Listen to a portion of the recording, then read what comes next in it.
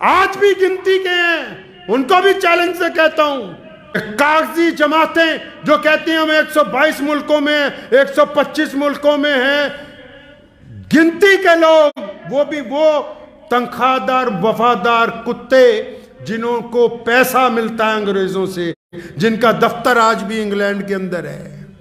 اور اس کے ساتھ ساتھ سرکار کو بھی کہتا ہوں، پنجاب سرکار کو بھی، مرکز کی حکومت کو بھی، سیاسی اختلافات ہو سکتے ہیں، دیش کی ایکتا اور اکھنڈتا کے ساتھ کوئی سمجھوتا نہ کیجیے۔ مرزا غلام قادیانی اور اس کے چیلوں نے آج سے 100 سال پہلے اس ملک کے ساتھ غداری کی، ملک کی آزادی کی جنگ کو روکنے کے لیے انگریز کے کہنے کے اوپر جھوٹی نبوت کا اعلان کیا۔ یہ مذہبی مسئلہ نہیں تھا۔ رئیس الاحرار مولانا حبیب الرحمن لدھیانوی فرمایا کرتے تھے کہ یہ سیاسی معاملہ ہے، کیونکہ ہم ملک کی آزادی کے لیے کام کر رہے ہیں۔ انگریز نے اس لیے قادیانیوں کو کھڑا کیا ہے تاکہ یہ مسلمان جنگ آزادی سے ہٹ جائیں، اپنے گھر کی ان کو پڑ جائے، تاکہ انگریز اور زیادہ اس ملک پر راج کرے۔ ان بدبخت قادیانیوں کی وجہ سے 100 سال بعد ہم آزاد ہوئے ہیں۔ اور آج اگر کچھ لوگ یا کچھ ایسے لوگ جن کو مسلمانوں سے کوئی تکلیف ہے سیاسی طور پہ، وہ اس لیے قادیانیوں کا ساتھ دینا چاہتے ہیں کہ یہ مسلمانوں کے دشمن ہیں، تو کان کھول کے سن لو کہ دیش کے غداروں کا ساتھ دینا کسی بھی دستور کے اندر اچھا نہیں سمجھا جاتا۔ آج بھی دیش میں آتنکی کارروائیوں میں کتنے قادیانی ملوث ہیں، ہم سے ثبوت لے جاؤ آ کے۔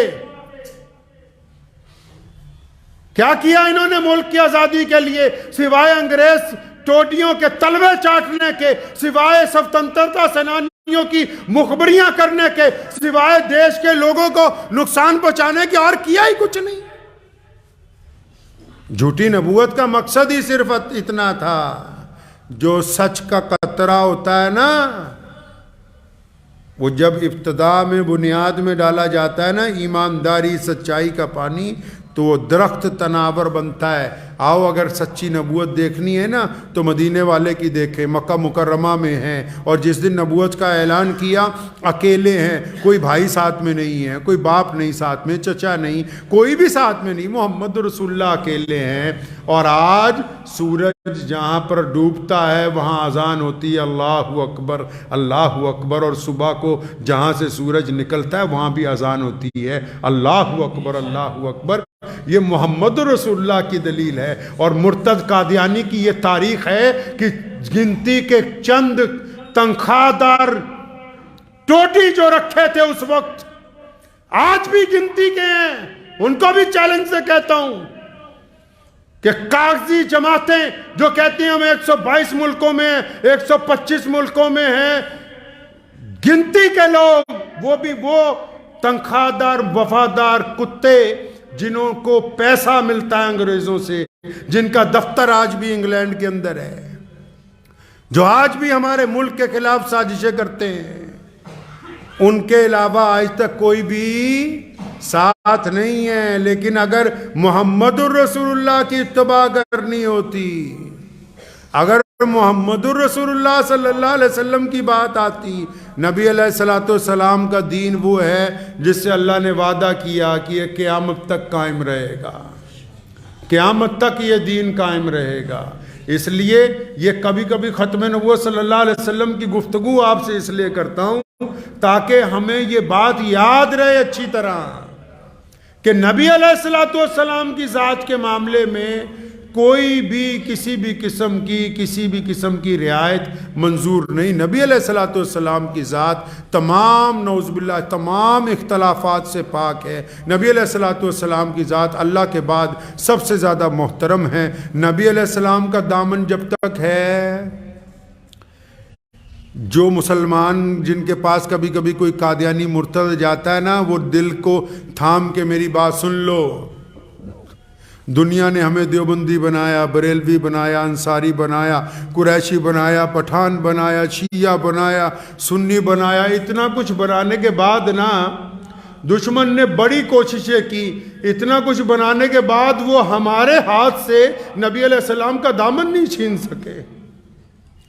آج بھی چاہے وہ قادیانی ہو یا کوئی اور ہو، اگر وہ کسی مسلمان کو ورگلاتے ہیں نا، ان کو تمہاری دولت سے کوئی مطلب نہیں ہے، تمہارے اقتدار سے حسن نہیں چاہیے، ان کو تو بس اتنا سا مقصد ہے کہ ان کے ہاتھ سے رسول اللہ کا دامن چھوٹ جائے۔ اور مسلمانوں یاد رکھو، جس کے ہاتھ سے رسول اللہ کا دامن چھوٹ گیا، جس کے ہاتھ سے محمد رسول اللہ کا دین چھوٹ گیا، پھر قیامت آ سکتی ہے، اللہ کی طرف سے کوئی اس کو بچانے والا نہیں آ سکتا ہے۔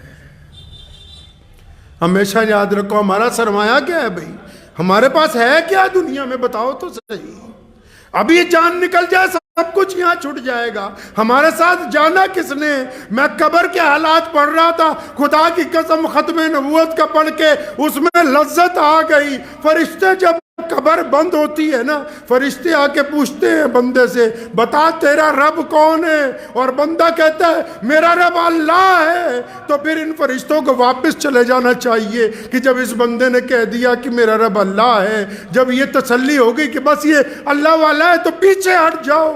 لیکن اس کے باوجود اللہ پھر پوچھتے ہیں کہ نہیں اتنے پہ بات ختم نہیں ہو سکتی، میرے بندے کو پوچھو کہ محمد الرسول اللہ کو جانتا ہے کہ نہیں جانتا، محمد الرسول اللہ کو جانتا ہے کہ نہیں جانتا، اس ذات کے بارے میں تمہارا کیا خیال ہے؟